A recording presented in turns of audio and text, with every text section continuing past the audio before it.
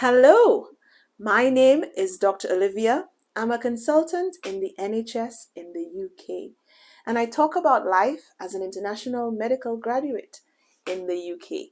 So if you're new, thanks so much for stopping by today. And if you've been here before, thank you all so much again for your love and your support. Welcome back. It is Sunday. It is Sunday. And I'm wishing you a blessed Sunday and a wonderful week ahead. For some of you, actually, it can be a bit tricky. Maybe a time of discipline, a time of self-reflection, a time to show gratitude. So I'm wishing for every single one of you a period of peace, a period of fruitfulness, and a period of love during this time and continued after this time. So thank you and welcome again. In my previous videos, I spoke about decision making. So things that people had to consider when making a decision about whether to come to the UK, especially when thinking about working in the medical field in the UK. And I also included the financial aspect of that as well.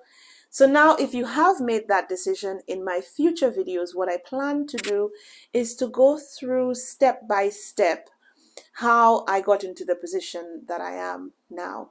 So I'll go through application by application, interview by interview, exam by exam. I'll cover all the various exams, including the IELTS, the PLAB, UKMLA, the MRCP Part 1, Part 2 PACES, and the higher specialty exams. Okay, so if there's anything in particular that you want me to cover, if you want me to cover one of the later exams first, I can do that and then go back to one of the earlier exams if that is what would be more beneficial to you. So please let me know down in the comments below what you want me to go ahead with, thinking about my future videos. This weekend, though, is a completely guilty pleasure weekend because sometimes we just need a little break from the hustle. We need to take some time out from working so much, from thinking about work so much, from worrying about work so much. So something completely different to what you do on a day-to-day basis can be good every now and again. And I thought of this guilty pleasure sort of concept from my video maybe about 2-3 videos ago, where one of the Q&A questions asked, what is your guilty pleasure? And these last few days, my guilty pleasure has definitely been Love is Blind Season 6. So if you've never heard of Love is Blind before, just bear with me. I'll give you a little bit of a background summary. Okay, so Love is Blind is a show on Netflix, and it's just wrapped up season 6. And the premise of the show is that people audition, or people get scouted, as it seems nowadays anyway, to sign up for a dating experiment, a social experiment, more than just a dating experiment, because the concept is that you go in and you date and you talk to other persons without ever seeing them. You form that connection, and if you form a really strong connection, you propose to someone that you've never seen, and then you meet up in person, you go on a little mini vacation, you go back to your real lives where you spend some weeks together, maybe in the same apartment, maybe in the same city, you meet each other's families. And I think it's after 6 weeks. So after 6 weeks, you then go on to the wedding stage, and then people have a wedding where you can choose at that point to say I do or I don't. And if both of you say I do, then it actually culminates in a legal marriage. Legal marriage after 6 weeks of getting to know someone and proposing to them without ever having to see them. Sounds a bit crazy, and people may think it's all for TV and it's not, it's not a real thing. But there have been marriages from season 1 up until now that have survived and people have stayed together. So it is a real life, it's a real life situation, and the stakes are very high by going onto the show. So I'll start off with one of the more popular couples, I think, and one of the most talked about couples. And I think that is Clay and AD. So Clay, I'll start off with Clay actually, because right off the bat, I think he's a very interesting character. I think he's a very interesting young man in that I think he had different reasons for going on the show. And I don't necessarily blame him 100% for deciding to go on the show. And I'll tell you why. And I think that the outcome could have been avoided.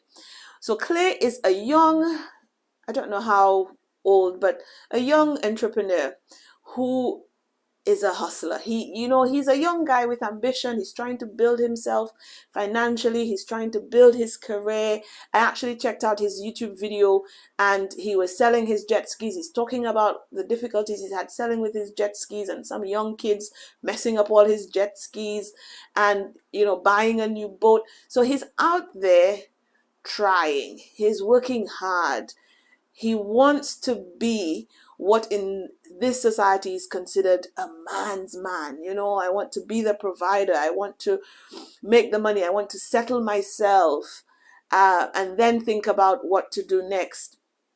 So I think he went on the show to promote himself and his business. Whatever other businesses that he was involved with, I'm not even quite sure. I know he sells jet skis and he sells boats. Or he has a boat type business. I wasn't sure about the Airbnb situation, but he's a guy trying to be involved in businesses and trying to make a name for himself. He's come from an athletics background. He's used to working hard, training hard, and he's trying to make a name for himself. So I think he went on the show. Somebody must have said something about love. He said his mom said you're doing it wrong, and it was an opportunity. However, I think the bigger reason that he went on is because it's a TV show that is very popular, and somebody must have said to him, this is very popular. You will be very popular. Your name will be known. And he thought, why not? Why not? If I get some love out of it, okay, but why not go on there and talk about my businesses and people can see me, and then I will be better off after this. Did Clay ever think that he would go on the show and actually get married at the end of the show? I don't think so. I don't think so at all. But I also think he's one of those types of people who's been used to a particular lifestyle. So he's been in athletics. People have found him handsome. He's talking about businesses, trying to improve himself. So a lot of young women most likely would have been attracted to what he was potentially offering or saying, and the idea of a possible future where they're with somebody who's a financial provider, who's physically fit, etc. So I think what Clay has done is he's lived a life where he's had multiple women interested in him, and he has always been able to sweet talk or be a little saga boy, as they say, or as I would say in where I'm from. He's a little sweet talker, and he fools all the women with his words of nothingness, essentially. And he's continued with probably multiple partners, probably at the same time, unfortunately, and some of these partners may have perceived what they had as a relationship. And so Clay goes on the show, and I don't think he was being honest with himself, or he was being honest with the person who he chose to be engaged with. And I say that because the amount of blinking that this young man was doing on the show was just unfathomable, like too much, without having a medical condition. He was all over.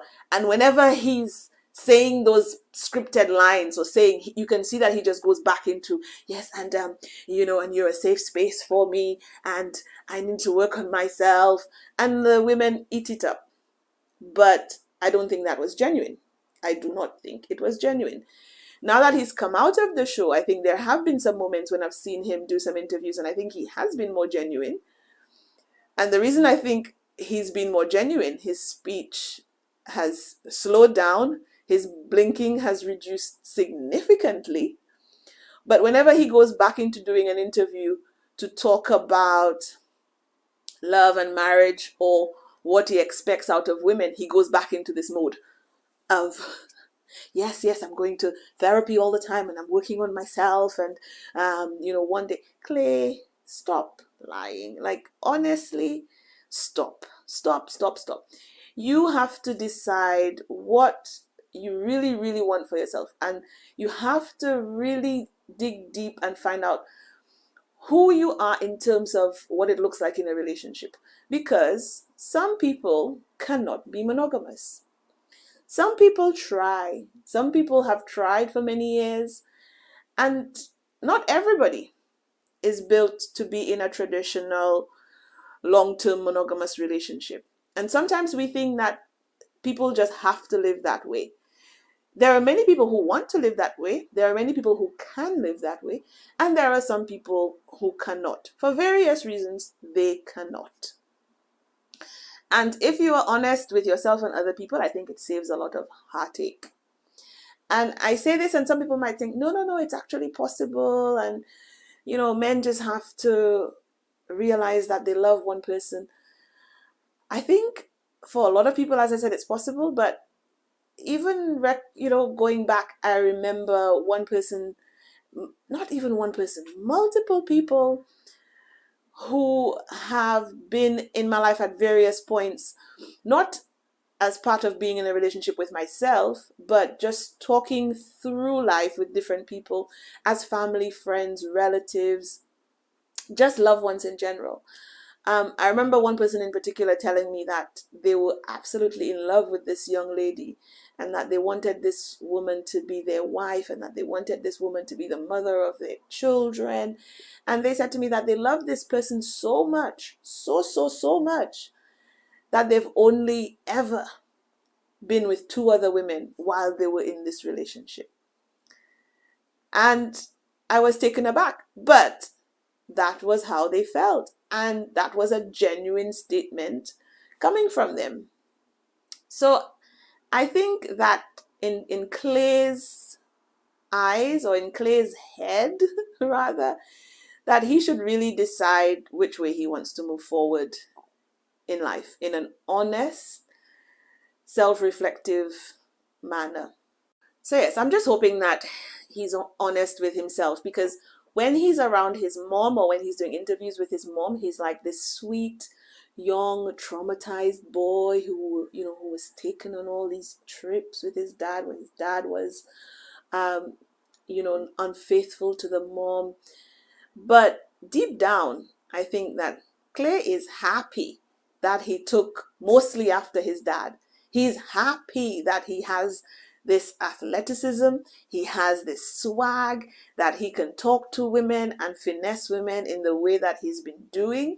And he's happy to be his dad's son in that way. He knows that it has traumatized him, but it also gives him a sense of pride and a sense of joy to be able to conquer these women in that way.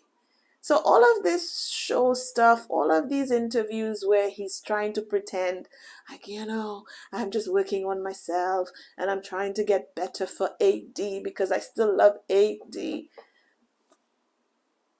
Come on.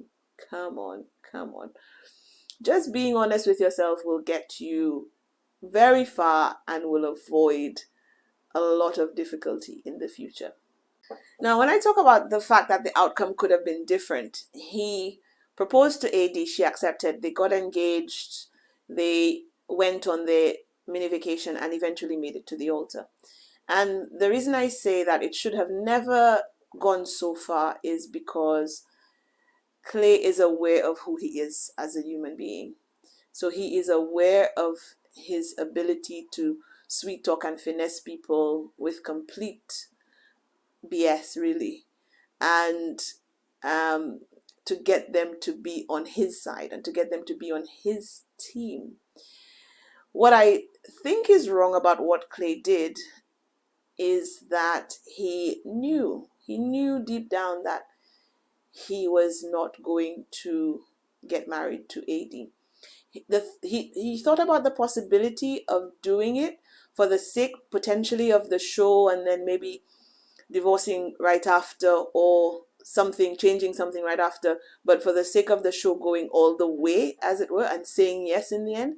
But then there was a little bit of his conscience right at the very end which said, actually, dude, this isn't right. But it should have never gone that far. And the reason it should have never gone that far is, number one, this man was never attracted to this woman that he proposed to.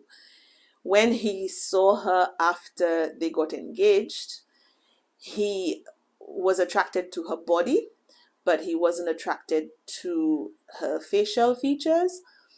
And he continued to try to use words such as, oh, your body, your body.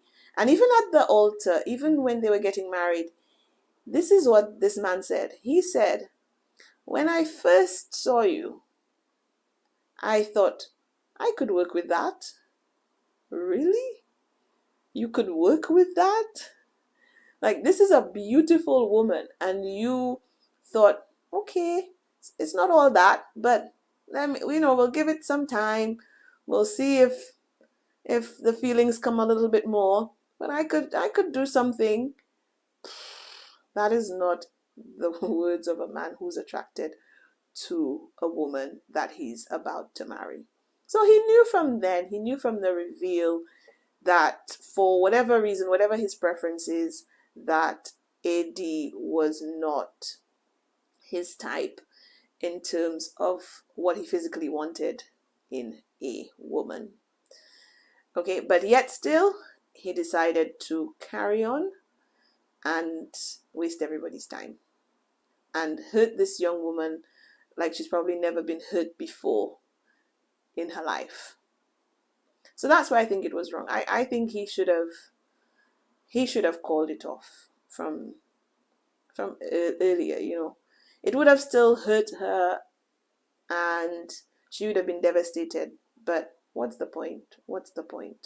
Now, coming on to AD and her big bum bum.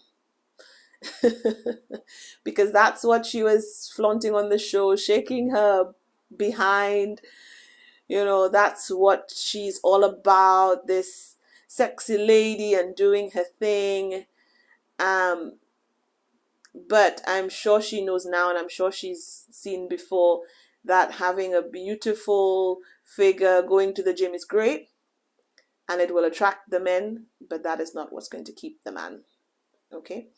But AD, I will talk about because she's a beautiful human being all around.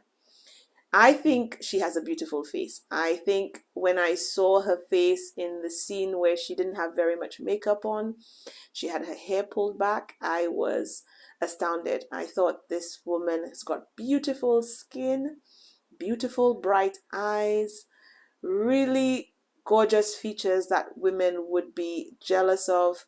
And of course, we all know she's got a very athletic body and she's got a great spirit. She's a strong woman.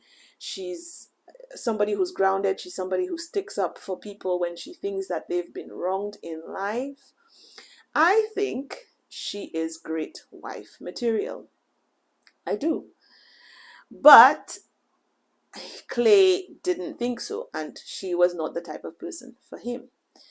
I think that with AD, that she has had a long history of possibly having low self-esteem, covered up by an apparent very high self-esteem. So it's like a cover. She's like, oh, I'm all that, and I am, I've got the body of this person and whatever, and she tries to put all of this on, but deep down it's this lack of self-worth.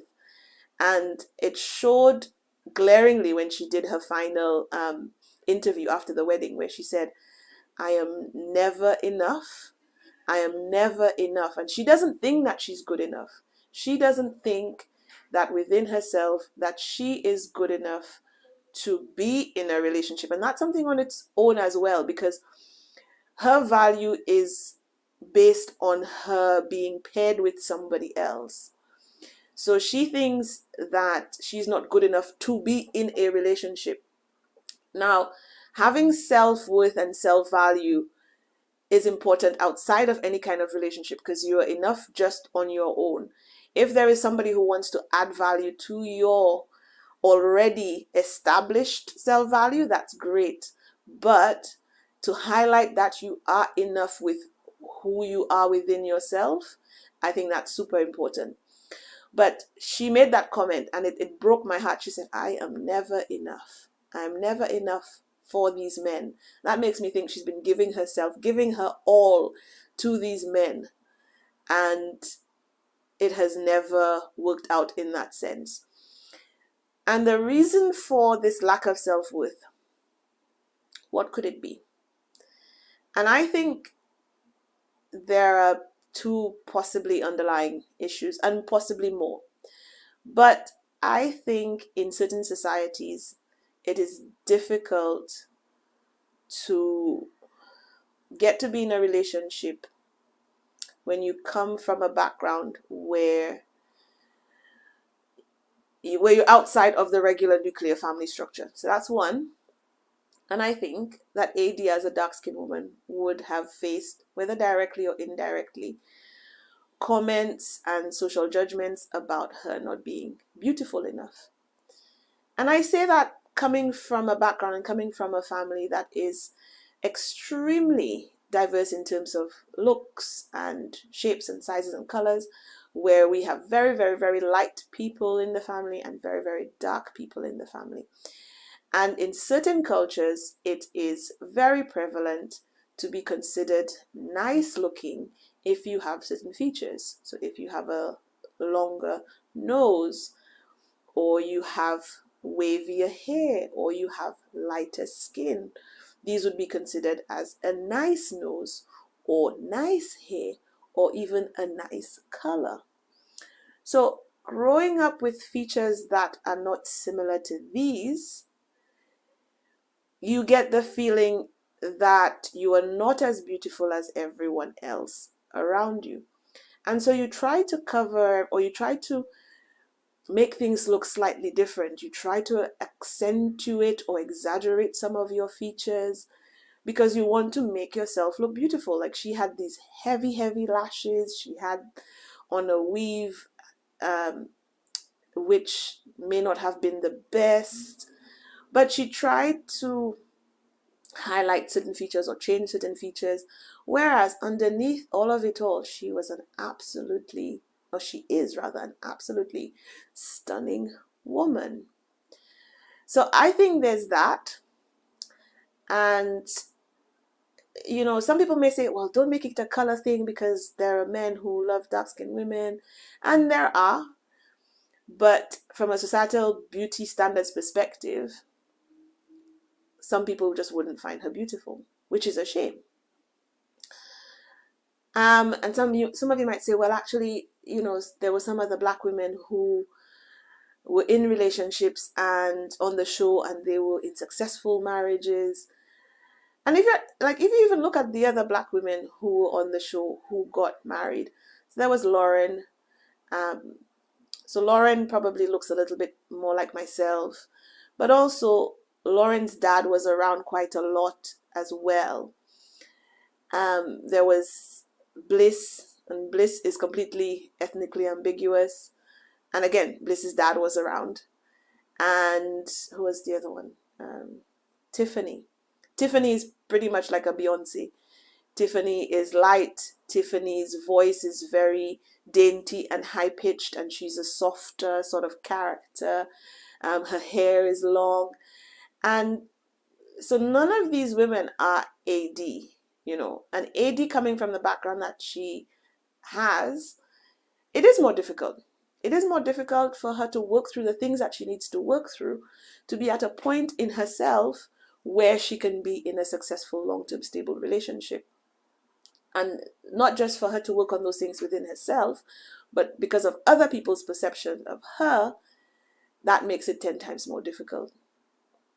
So it's like me going back to the IMG, being an international person in the UK. It's like you've got to, there are two people who are at the same job, at the same level, doing the same thing, but from somebody who's coming from a different background, the obstacles and the barriers and the things that they would have had to go through to get to that point, to be at that same level, is so much more than somebody who didn't have to jump through those hoops. So you might think, okay, they had to work to the same level to get to that point. Not at all. And I think people in AD situations have to do so much more to get themselves in a better position, and so much more within the society so that other people can see them for who they really are, to be able to get them into that position to be in long-term relationships. I think it is more difficult for people like AD. And I hope that now that she's been on the show, now that she's seen herself and what she's portrayed in terms of her self-confidence, that she can actually go back and, number one, stay away from Clay. Number one, stay away from Clay. Definitely stay away from Clay. Because this man is now clearly taking this woman into his situationships and telling her all the sweet words again. And sometimes it's just better to cut it off. Like, the back and forth is not worth it. Just cut it off. Like, he's keeping you there on the side a little bit, and maybe he's dipping in and out, and he's got his other girlfriends or other women that he's doing stuff with, but they may not be girlfriends, and then he's coming back to you and saying, well, maybe I just need some time, and yada, yada, yada. Cut the situationship off. You need to learn to respect yourself. You need to learn to be with someone who respects you. And that is not Clay. That is not Clay. Okay? You may be best friends with him and you may miss the friendship, but the man is clearly continuing to use you. Like, he's on the show tapping you like his best friends, and you're still tearing up, and because you want to be there, you want to be in that best friend but also romantic lover relationship, but he's still taking you for granted. And you said yourself, I don't want to be Clay's mom, because that's what she went through for 25 years. But the man is like his dad, and he likes being like his dad no matter what he says. So cut it off. Cut it off completely.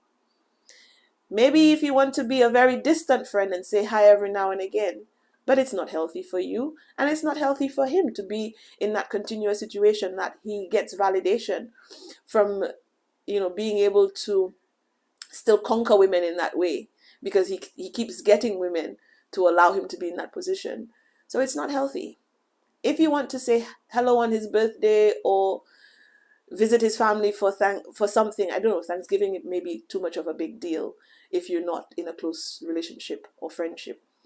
But yeah, I don't think Clay going back to that situationship is healthy. And I think, as you've been doing, which it sounds like is just taking some time back to step back and just be with yourself for a little bit, I think is the way to go.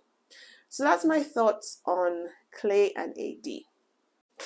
Now, who else did we have? Chelsea and Jimmy.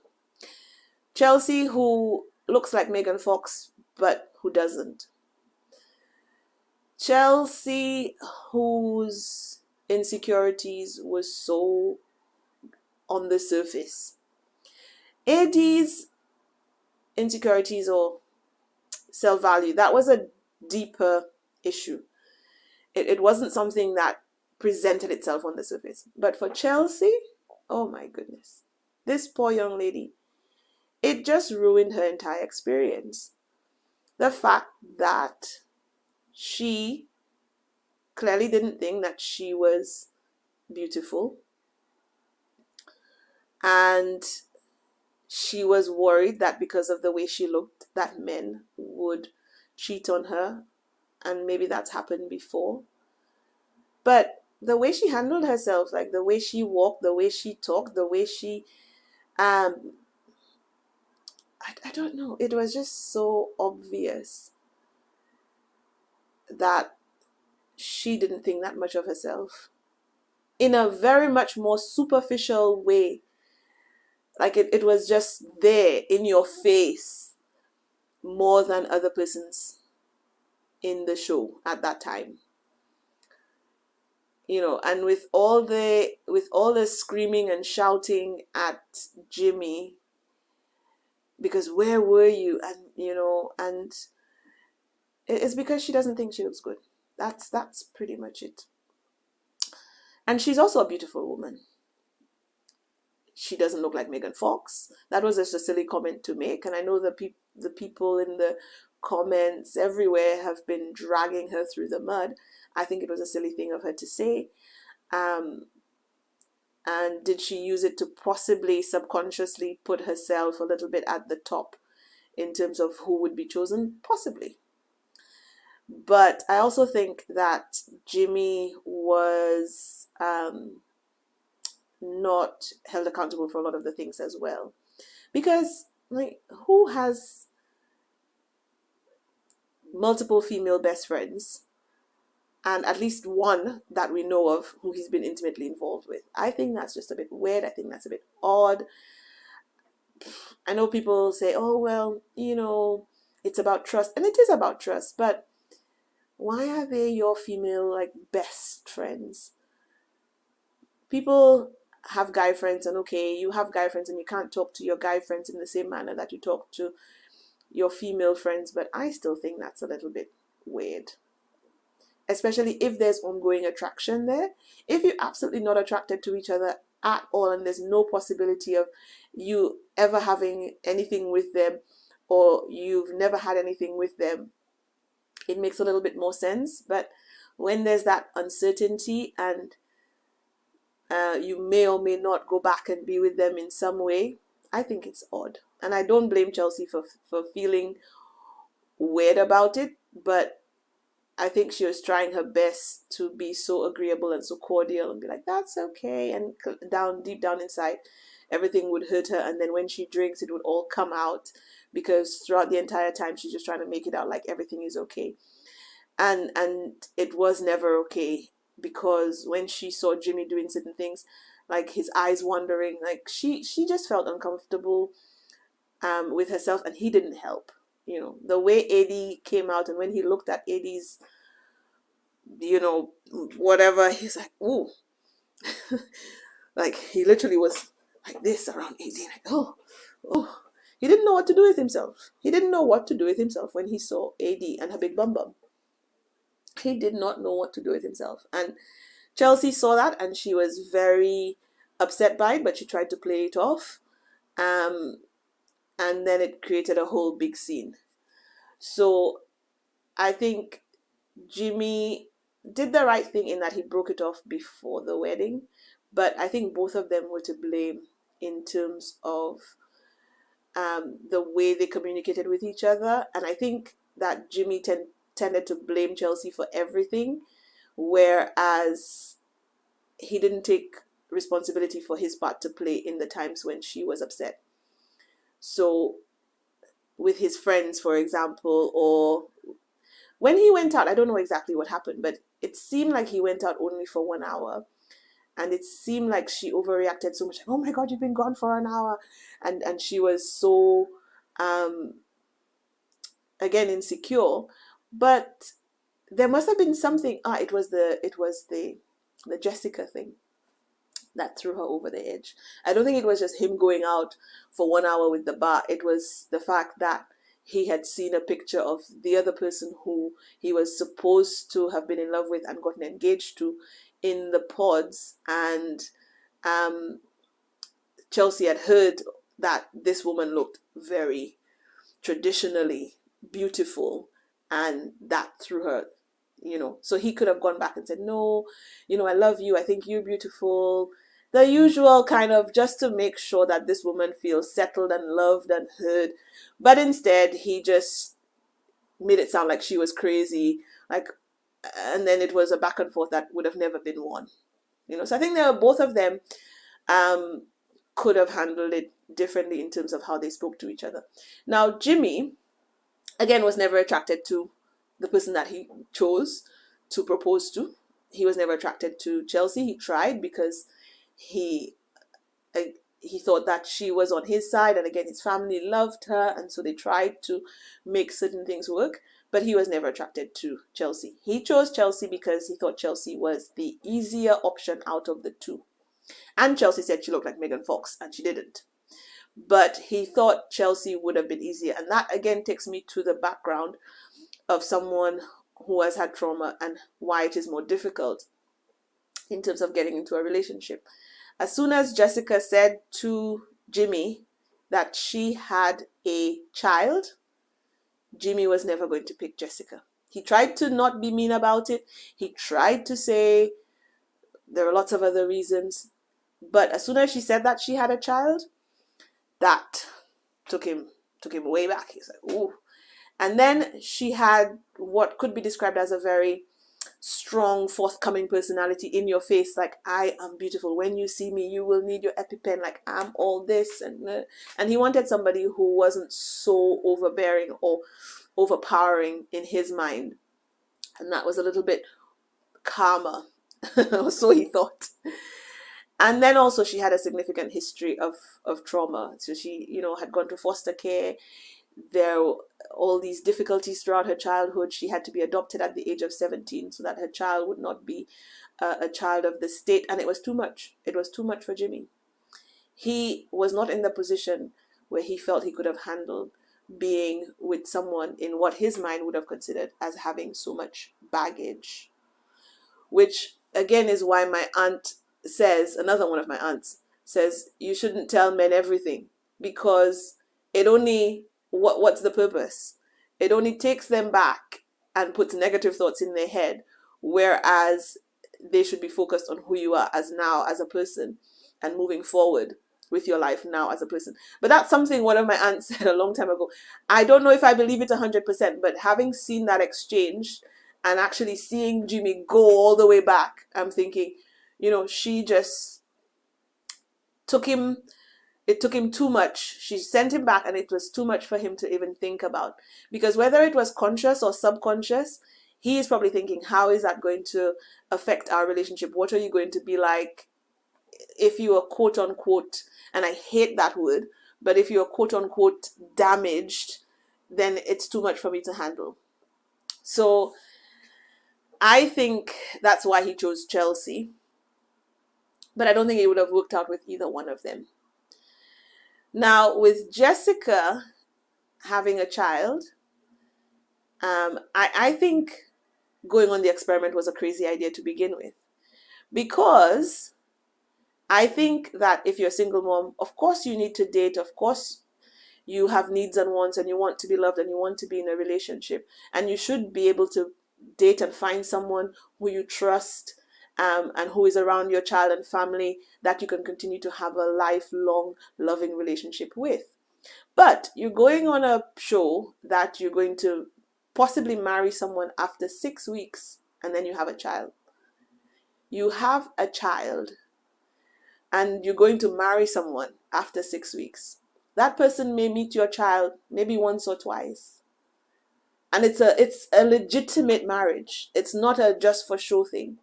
It's a legitimate marriage. That person may meet your child once or twice.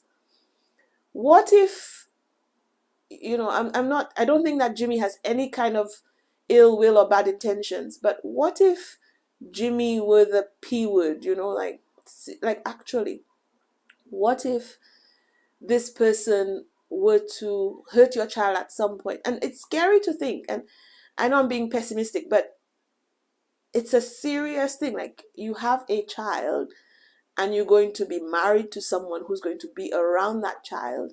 And I think her child is a girl as well. So, like, the thought and the idea of going on to this thing where you can potentially bring someone into your child's life, possibly permanently, I couldn't fathom the idea of that even being at the back of anyone's mind. I would think that you would want to make sure that you know someone for a very long time, that you meet them, you meet their families, if they've got children, siblings, You want to know what you're exposing your child to.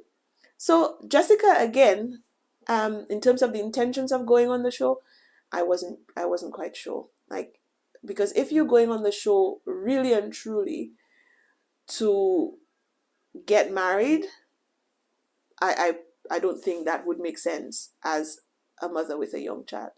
But maybe she went on the show just to increase her profile, to get more followers on social media, to make it a career, continue to go on these other shows, which she has started doing. And maybe that's all it is.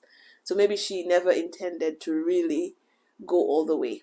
And again, it's a bit sad because I think more and more the show is more about people increasing their social media profile as opposed to actually finding a compatible long-term partner.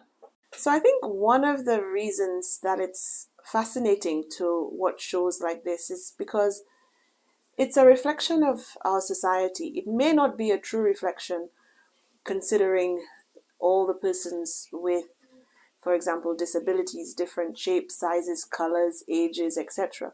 But it is a reflection of a portion of our society, a portion of the young people dating out there. And we see people that we know in the people reflected on our screen. So we might think, oh, this person is like my friend. But taking that into consideration, thinking about Jeramey and and Sarah Ann, it's scary that people like Jeramey are out there. It's scary that people like Jeramey exist in real life situations and that people get infatuated and fall in love with him. I think Jeramey belongs somewhere along that dark tetrad group, somewhere along that line, somewhere within that circle, within that square, whatever it is. I think he has some quite sinister qualities. And I think he passes it off by trying to be light, by wearing a Hawaii shirt. But looking at the interaction between him and Sarah Ann, who is the person that he chose after he dumped his original fiancée, but looking at the interaction between them and the interaction between them and the rest of the group, the level of aggression coming from them towards the group, and he tries to pretend to be passive. But there's nothing passive about this guy. Nothing passive. And she's trying to defend the two of them and their relationship, but she's coming across as aggressive as well. And it's us against the world. But when it's you against the world with that level of intensity, you wonder what's happening between the two of you. What is there? What is the level of aggression? What is the level of toxicity between the two of you? And Jeramey, there's things that have come about or have been reported after the show has finished about allegedly having a weapon being pulled up on one of his ex-partners and not treating his previous fiancée and her child in a very nice way.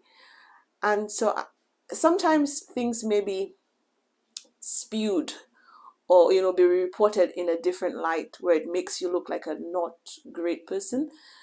But the way that he delivers his responses to those stories makes me think that there is more to the story, that actually he's just trying to remove any blame from himself and try and deflect it back onto whoever reported or created the story. So I am quite worried about the Jeramey type characters in the world. And I'm happy that Laura saw through what he was trying to pretend to be. But Laura has her own issues as well. I mean, we all have our own issues. But Laura was trying to tell him at every moment what he was doing wrong, which can be sometimes something that we don't tend to realize that we're doing. Like, we just tell people, oh, you're doing this wrong, you're doing this wrong, you're doing this wrong. And what do you expect? That they'll just continue to do things wrongly, as it were, in your eyes, because that's all they've heard from you, is that you're doing everything wrong in the world. So I think her and Jeramey's dynamic would have never worked out anyway. But him and Sarah Ann, now that they're together, I don't think that's going to work out either. it just seems like she's coming with too much. She's coming with too much to try and defend. So that makes me think that there's something wrong on the inside. It's just too much negativity, too much passion, but not in a good way. So I think Jeramey is somebody to stay away from completely. I said to AD stay away from Clay, but I actually think Clay is redeemable at some point in his life, but I mean, if that guy's mom, if Jeramey's mom is giving him those looks, she knows what kind of son she has. She loves him. She loves him 100%. She feels sorry that he's had to go through what he's gone through, but she knows what he puts these women through. If she comes out and maybe one day says, my son is someone 100% you should date, and I think he will treat you very, very well, maybe, but deep down she knows. She knows what kind of situations that he's gotten himself into. And he needs much more help than anybody else on the show, I think.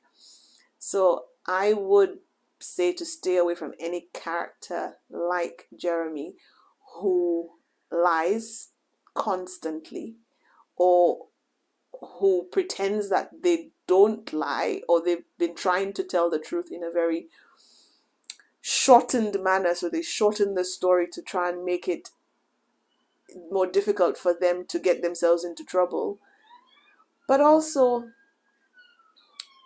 there's a low-key threateningness of it all. And that's the worry. If you have anybody like that in your life, that's just stay away. Stay away. You know, I wouldn't want that for myself or anybody else around me or any of you out there. So if you're in a relationship where it reminds you of somebody who has those characteristics, you don't want to end up in a situation where somebody's pulling out a weapon allegedly on you. Like, just get away before it even escalates to that situation. If they've shown you who they are, don't let them have to escalate and show you multiple times. Just leave it. Leave it. Simple. You know, you'll be okay. You will be okay. You were okay before them. You will be okay after them. Just stay away. So I'll quickly just round up, I think, the other two and my overall thoughts. So who was left? There was Amy and her blondish, gingerish hair, cutesy little husband. They're very quirky, fun. There's nothing much to really say about these two. I think I hope that they continue to have a long, healthy, happy, fun-loving relationship with lots of little ones running around, which is clearly what Amy wants. And I don't know if that's what he wants, but that's the only bone of contention at the moment, really. But yeah, I think they were cute.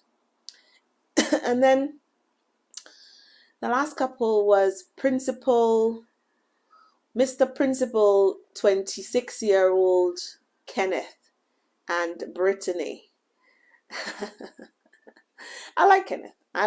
I think he's a good guy. I think he's young and has done well for himself. He's worked hard. He's become a principal at a very young age, and he's done media before talking about that. So again, maybe he went up there to increase his profile presence, for example. But I think he's a good dude. You know, he spends time with his families, his pupils, his teachers. And I think he is what a lot of people would want in a husband. He is what Clay would have wanted to be at that point when he went on the show. And I think Brittany was looking for a traditional Christian type loving marriage where there was attraction before marriage, because they were both waiting after marriage to do anything.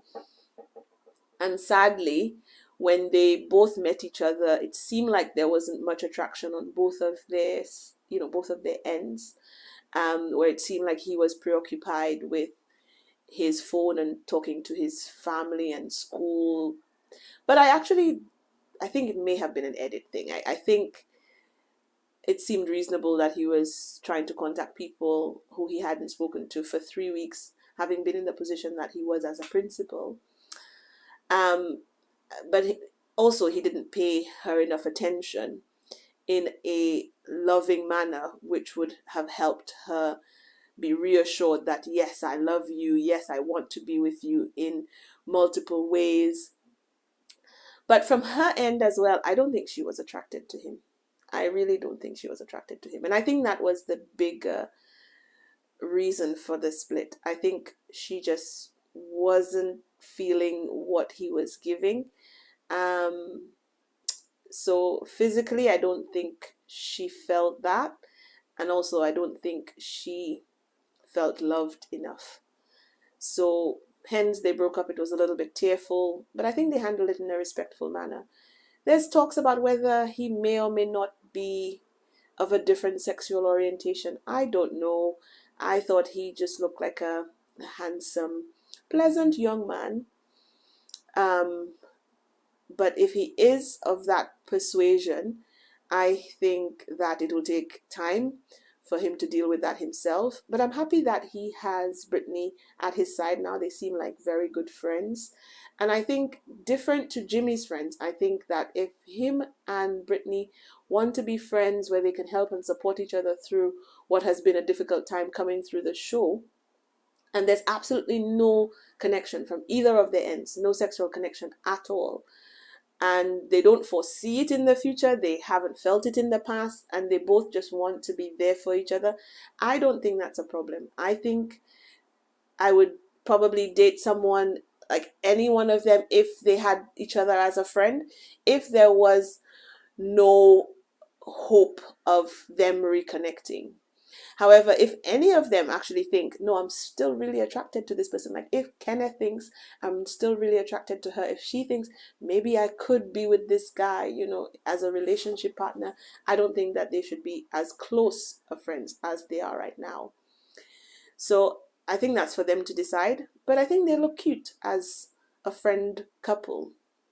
And I think they should carry on being friends because they clearly help support and provide that stability for each other. And I hope that both of them find someone who fulfill the needs that they were looking for when they went onto the show. I hope she finds somebody that she finds crazy attractive and who shows her that love and protection and provision that she's been looking for. And that he also finds somebody who's willing to accept what he's able to give as love, but that he's able to find it within himself to know the other person's wishes and wants, and to be able to give them what is perceived as more love in that person's love language, as it were. So yeah, these are my thoughts on my guilty pleasure this weekend. I will be making some of my more usual content from next weekend, and let me know if you thought that I was talking complete rubbish, and let me know what your thoughts are down in the comments below. And don't forget, if you've got ideas for further videos, especially from a professional development standpoint, I will be coming back and doing some more of these. So please leave a comment down below and let me know what you want from the further videos. I know a lot of you have texted, called, WhatsApped, email, and I love all the comments, but leave it down below. We'll chat in the comment sections right down here. Okay, let's have a little chat. Okay, so thank you so much for the support again. I'll see you next Sunday. Take care. All my love, Dr. Olivia. Bye.